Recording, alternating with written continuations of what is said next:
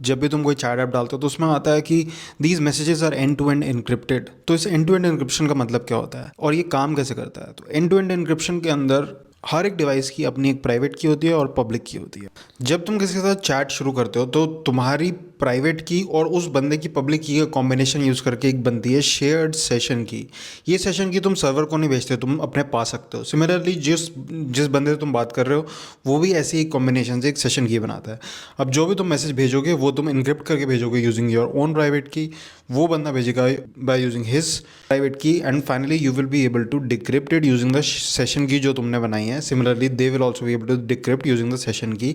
अब ये सेशन की सर्वर के पास नहीं है तो सर्वर डिक्रिप्ट नहीं कर सकता। अब बात आ जाती है कि जब लोग बोलते हैं कि व्हाट्सएप जैसी ऐप्स डेटा तुम्हारा एक्सेस कर रही हैं, क्या वो चैट्स रीड कर पा रही हैं?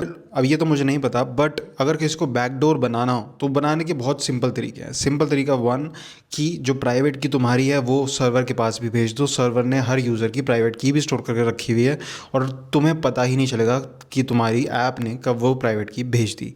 दूसरी चीज़, तुम्हारे और जो बंदा जिसके बीच में तुम बात कर रहे हो उसके बीच में एक घोस्ट डिवाइस डाल दो। अब तुम जो बात कर रहे हो वो उस घोस्ट डिवाइस को भी पता चलेगी और जिस बंदे को तुम मैसेज भेज रहे हो उसको भी पता चलेगी। So these are two most common ways. अगर किसी को बैकडोर बनाना है तुम्हारी चैट्स पढ़ने के लिए तो ऐसे बना सकता है।